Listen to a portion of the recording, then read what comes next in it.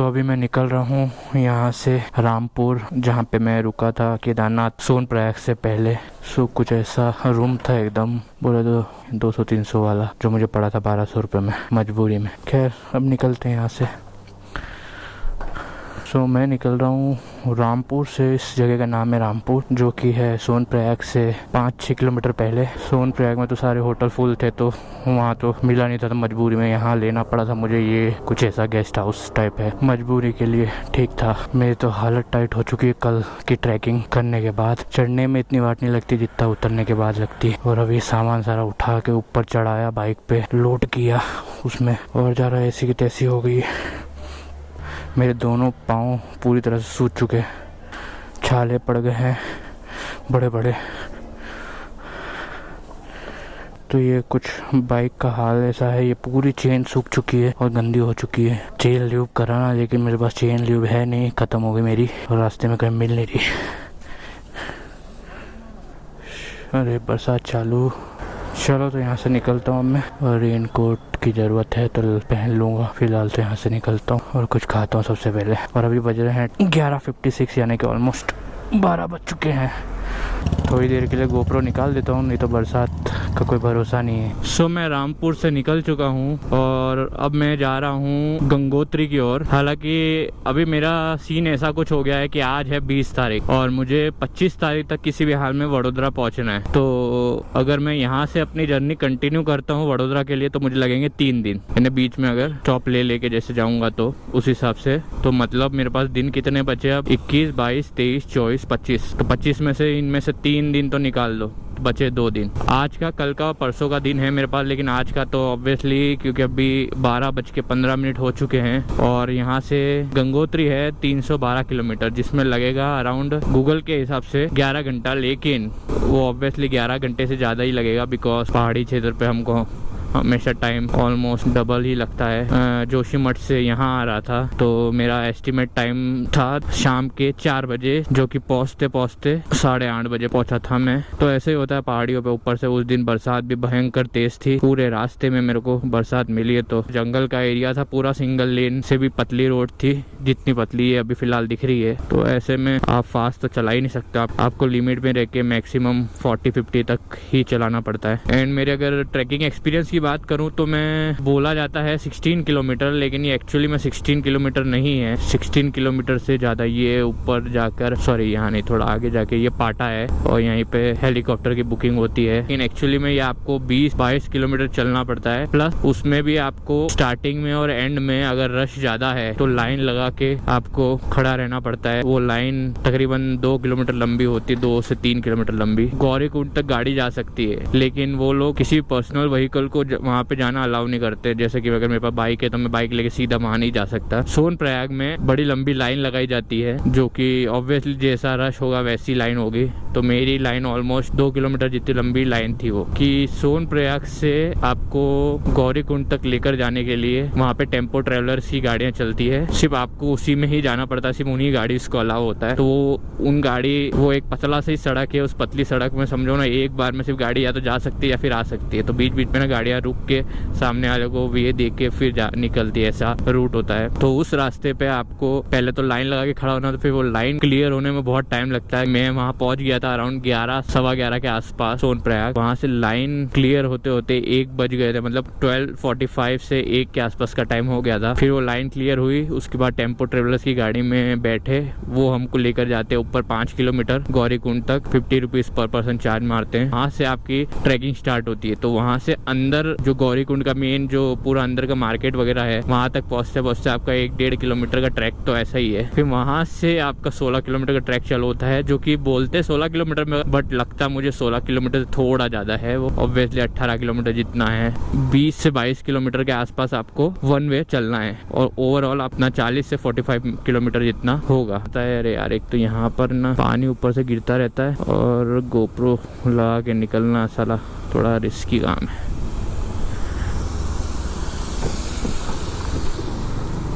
तो अब बात करते हैं कि कौन से मोड से आप ट्रैकिंग कर सकते हो, कौन सा बेस्ट है। देखिए सबसे बेस्ट तो चल के जाना, अगर आप कैपेबल हो तो चल के जाइए और चल के उतरिए।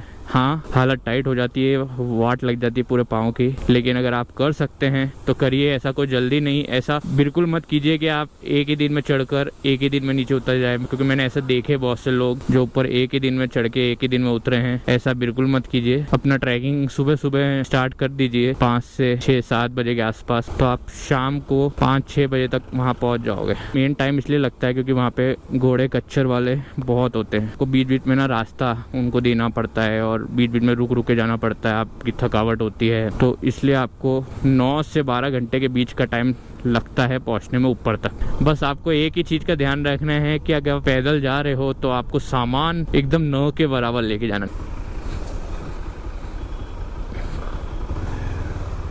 ले लो।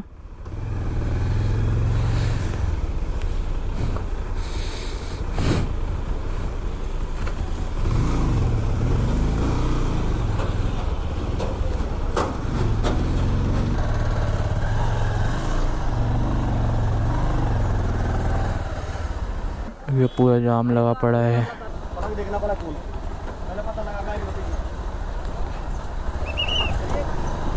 सेकंड ऑप्शन है, अगर आपके घर में कोई भी सीनियर सिटीजन है जो जाना चाहता है तो पालकी सबसे बेस्ट है। वो थोड़ा शायद मे भी एक्सपेंसिव पड़ेगा, वो सबसे बेस्ट और सेफ ऑप्शन है। उसमें आपको बिल्कुल थकावट भी नहीं होने वाली है और एकदम सेफेस्ट ऑप्शन है। लेकिन पालकी वहाँ पे बहुत कम है, तो चांसेस थोड़े मिलने के कम है कि आपको इजिली मिल जाएगी। तीसरा ऑप्शन है पिट्ठू, जो आपको अपने पीठ पे बिठा के, जो बैग की तरह नहीं, तो पिट्ठू को लोग ज्यादातर यूज करते हैं सामान को ट्रांसपोर्ट करने के लिए। अगर आपके पास बैग है, भारी बैग है, वो आप लेकर जाना चाहते हैं तो वो आप किसी पिट्ठू को दे दीजिए, वो आपके साथ साथ चलता रहेगा स्टार्टिंग पॉइंट से लेके एंड पॉइंट तक, और आप पैदल चलते रहिए। फोर्थ एंड सबसे बेस्ट ऑप्शन है, अगर आप पूरी फैमिली जा रहे हो और आपको बिल्कुल चलना नहीं है, आपको ट्रैक पे पाँव भी नहीं रखना है, तो सबसे बेस्ट एंड सबसे सस्ता ऑप्शन अगर है तो वो है हेलीकॉप्टर का। आने जाने दोनों का चार्ज होता है कुछ 4,500 के समथिंग, जिसमें आपका आना जाना दोनों हो जाता है। लेकिन उसका जो मैनेजमेंट है वो सबसे गंदा है। वो जिस तरह के सरकारी काम नहीं होते कि आप एक तरफ से भगा रहे दूसरी तरफ जाओ, कहीं कोई बैठा ही नहीं, कोई जवाब ही नहीं दे रहा है, तो उसका मैनेजमेंट बहुत गंदा है। अगर आप ये सोच के आओ कि यहाँ मैं आऊँगा और आकर मैं काउंटर पे जाऊँगा और टिकट मुझे इजीली अवेलेबल हो जाएगी, तो वो पॉसिबल ही नहीं। एंड दूसरी बात, गंदी बात ये है कि ये लोग रिकमेंड वालों को ज़्यादा प्रायोरिटी देते हैं रादर देन नॉर्मल बंदों को। तो कोई रिकमेंड लेके आता है तो उसका काम हो जाता है, कोई फ़ोन पे बात करा देता है तो हो जाता है, कोई रिकमेंड लेटर लेके आता है तो हो जाता है काम, कोई किसी की पहचान लेके आता है तो ईजिली हो जाता है। लेकिन ऐसे नॉर्मली अगर आप जा रहे हो तो आपको फिर एक ही बात बोली जाएगी कि भाई 4 दिन का वेटिंग है, 3 दिन का वेटिंग है, 5 दिन का वेटिंग है। तो वही सरकारी वाला काम है। ऑप्शन सबसे बेस्ट तो है वो, लेकिन आपको बुकिंग है ना ऑनलाइन भी होता है, तो आप आने से पहले अगर आपकी डेट फिक्स है तो महीना भर पहले ही आप अपना हेलीकॉप्टर बुक कर दीजिए। आपके घोड़े पे भी एक टाइम का 4 से 7 हज़ार रुपये लगता है। सोचिए, तो आप यहाँ पे आपका आना जाना दोनों हो रहा है, और हेलीकॉप्टर से वहाँ तक पहुँचने में आपको मैक्सिमम 8 से 9 मिनट लगते हैं। इतना आप टाइम भी बचा लोगे, उससे बेस्ट सबसे ऑप्शन वही है।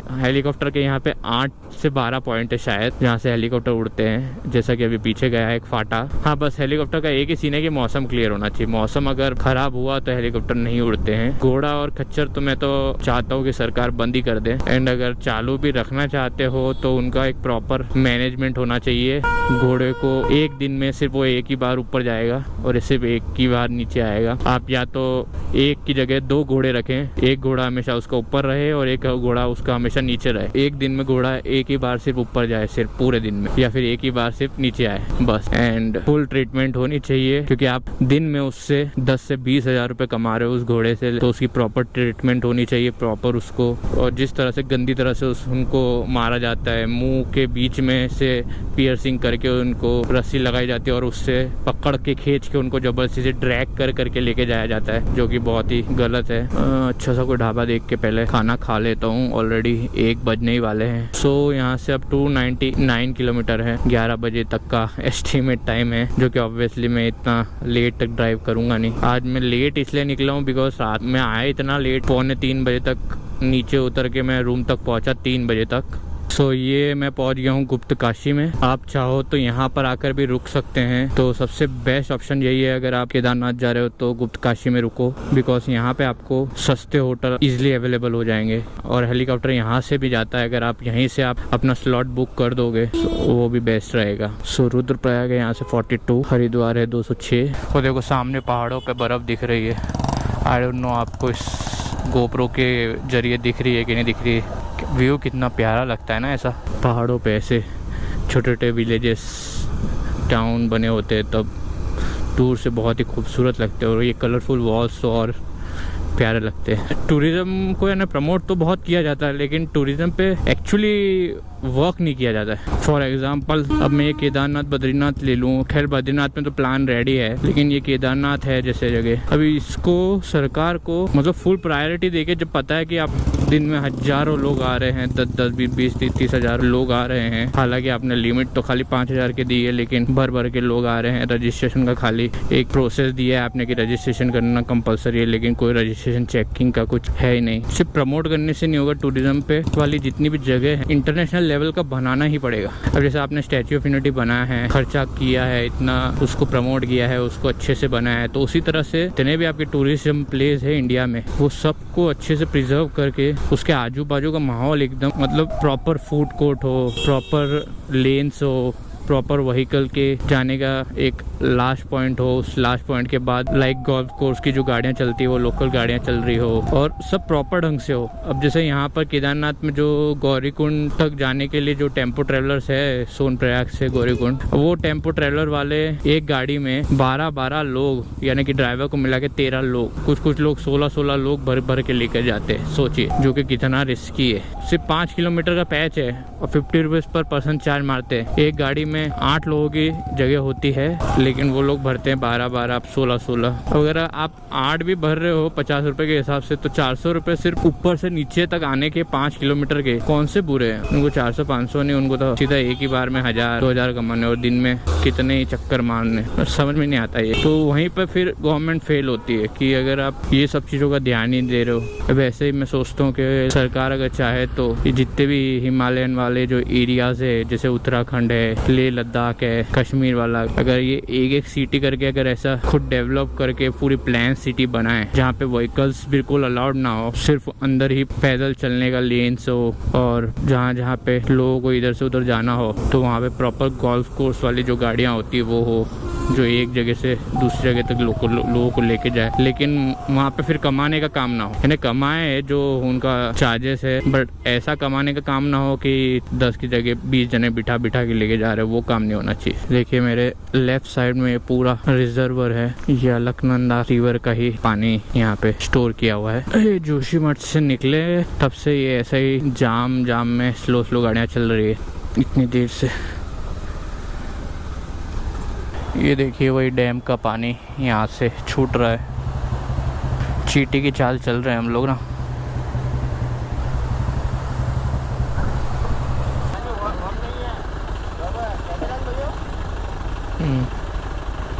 ये देखिए अभी फ्रेश लैंड्स, यूट्यूब ये वाला चैनल है।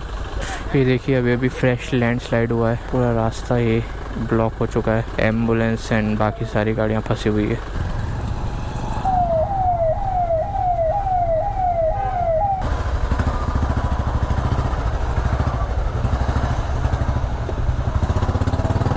सो अभी बज रहे हैं 4:15 और अभी जस्ट ये पीछे ढाबे पे मैं खाना खाने के लिए रुका था। 12:30 बजे के आसपास मैंने सोचा था कि खाना खा लेता हूँ, वो करते करते 3:30 बज गए और अच्छा खासा टाइम बिगाड़ दिया मैंने यहाँ पे 45 मिनट के आसपास। सच बताऊँ तो ऐसे ढाबे पे खाने का जो मजा आता है ना, मैं इतनी देर से ढूंढ रहा था कि कोई अच्छा ढाबा मिले, ऐसा ढाबा मिला जहाँ पे भीड़ भी ना हो। कोई होटल नहीं चाहिए था मुझे, मतलब जो बड़े इस टाइप के होटल होते जैसा सामने दिख रहा है, ऐसा नहीं, ओपन ढाबा हो जिसमें पीछे नेचर भी दिख रहा हो, तो ऐसा ढाबा मैं ढूंढ रहा था कब से। तो अभी यहाँ से है 273 किलोमीटर और गंगोत्री। अगर यहाँ से मैं सीधा तो ऋषिकेश पहुँच जाऊंगा और उस यूँ मुड़ जाऊंगा राइट साइड की ओर, फिर पहुँच जाऊंगा मैं उत्तरकाशी एंड गंगोत्री की ओर। ये रुद्रप्रयाग तो आ गया है श्रीनगर के लिए ये, और ये वाला रास्ता ले लेने का है। ओके सो मुझे ये ब्रिज वाला रास्ता लेना है।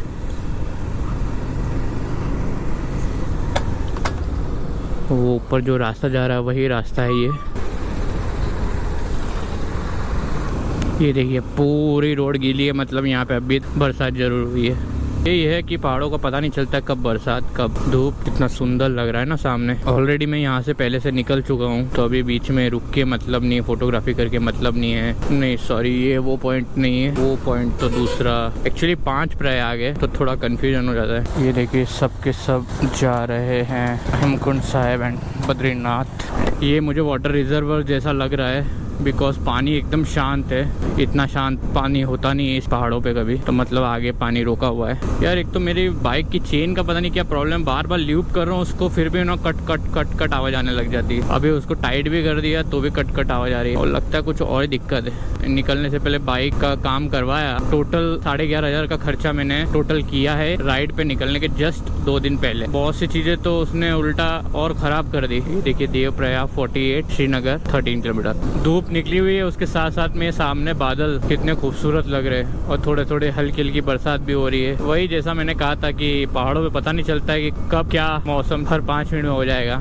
वो देखिए सामने श्रीनगर ये आ गया है, ये देखिए पूरा श्रीनगर है।